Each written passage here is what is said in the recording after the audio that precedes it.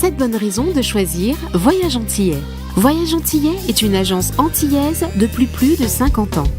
Voyage Antillais vous réserve un accueil chaleureux, une qualité de service, un accompagnement soigné, toujours avec le sourire. Voyage Antillais vous propose les meilleurs prix. Avec Voyage Antillais, vous bénéficiez de facilités de paiement. Votre deuxième bagage est offert. Voyage Antillais, c'est 2 agences en Île-de-France qui relient les Antilles à Paris. Voyage Antillais, nous là vous faisons voyager. Martinique Actualité. Un accident mortel est survenu hier jeudi en fin d'après-midi au niveau de Fontboucher en direction de Case-Pilote. La victime, un jeune homme de 25 ans, circulait à moto et aurait perdu le contrôle de son engin. Il serait seul en cause. C'est le 10e décès sur les routes de Martinique depuis le début de l'année. Le samedi 15 mars, l'association Prévention Solidarité Morne-Acajou a organisé un événement inédit qui allie sensibilisation aux risques naturels et braderie sous le slogan de PSMA, prends du vent avant de vous en prendre, mieux vaut prévenir que guérir. L'initiative a attiré de nombreux exposants et visiteurs et l'événement s'est déroulé dans une ambiance conviviale. L'occasion pour le public de dénicher de bonnes affaires, vêtements, chaussures, vaisselle et bijoux proposés à des prix accessibles, tandis que la restauration sur place favorisait les échanges. L'objectif principal était cependant de sensibiliser la population aux dangers auxquels elle est exposée.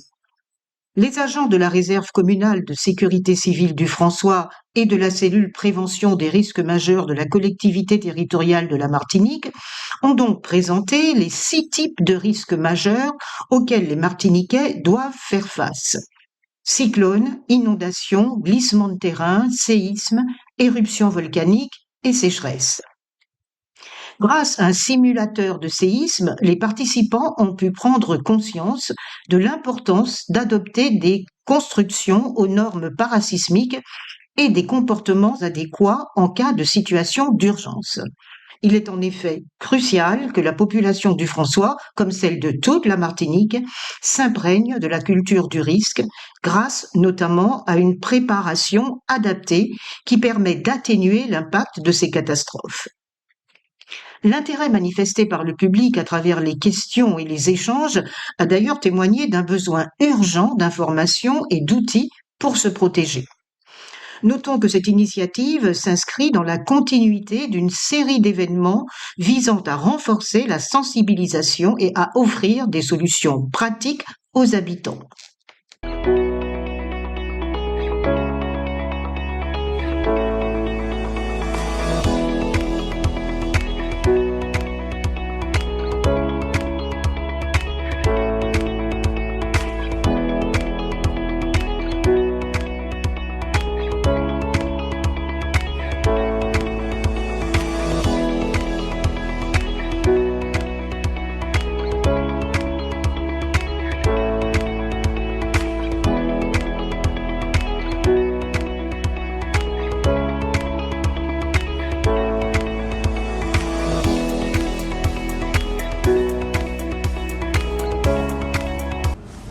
Hier, jeudi 20 mars, la préfecture de la Martinique a participé à l'exercice annuel Caribe Wave 2025 destiné à sensibiliser la population au risque de tsunami et renforcer les mesures de prévention.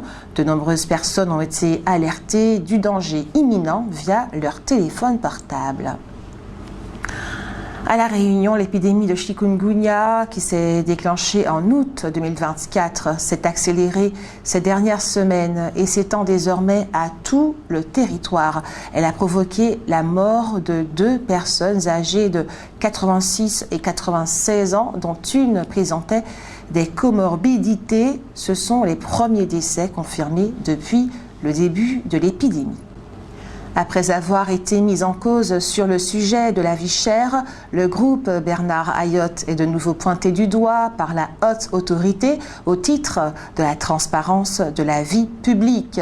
Une plainte est instruite contre le groupe GBH qui de son côté, a porté plainte contre le journal Libération pour diffamation. Open Soft System présente ce week-end à Majana la 25e édition du Salon du Voyage, offrant aux visiteurs l'opportunité de découvrir diverses destinations et offres spéciales. Durant ces 3 jours, vendredi, samedi et dimanche, le salon s'ouvre de 9h à 20h. Voici le communiqué publié par le président de la collectivité territoriale de Martinique, Serge Letchimy, après la visite de 3 jours en Martinique du ministre d'État des Outre-mer, Manuel Valls.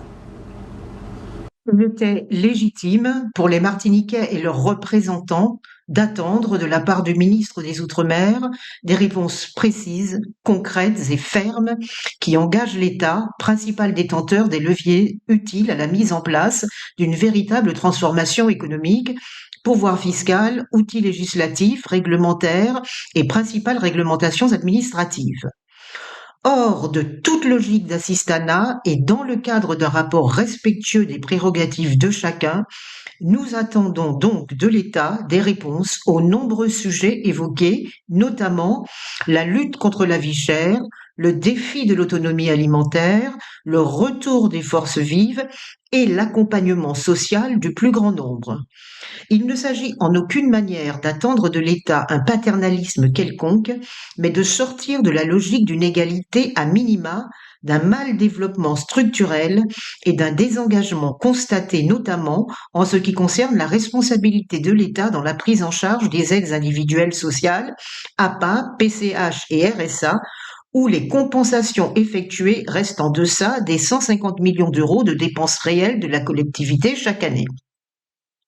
Nous prenons acte de l'engagement du ministère à répondre aux problématiques posées et aux enjeux présentés et assumerons en toute conscience et responsabilité, quelles que soient les réponses, le travail que nous avons commencé il y a de cela plus de 3 ans, de manière rigoureuse et en bonne intelligence, pour faire avancer notre pays, la Martinique.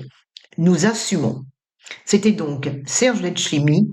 La CACEM et Suez Consulting mettent en œuvre le projet ZAB, lauréat du dernier Salon des maires. L'expérimentation repose sur la proposition d'un outil qui, bien déployé, pourrait renforcer la résilience du port de plaisance de l'étang Abricot face au changement climatique.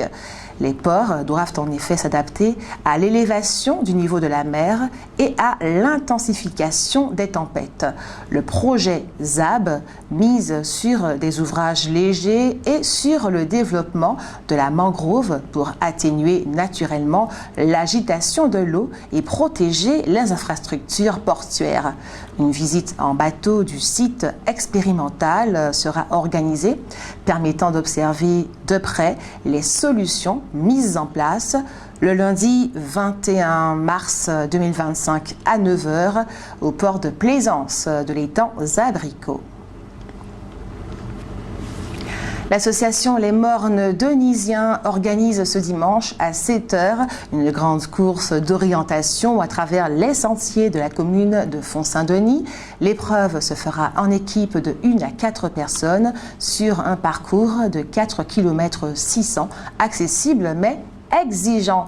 Les inscriptions se font au 06 96 38 87 38. Je reprends, 06 96 38 87 38 ou par mail lesmornedenisiens@gmail.com lesmornedenisiens@gmail.com. Outremernews.fr, le site de l'actualité Outre-mer, 24 heures sur 24 et 7 jours sur 7. Retrouvez la chaîne Outremer News sur YouTube.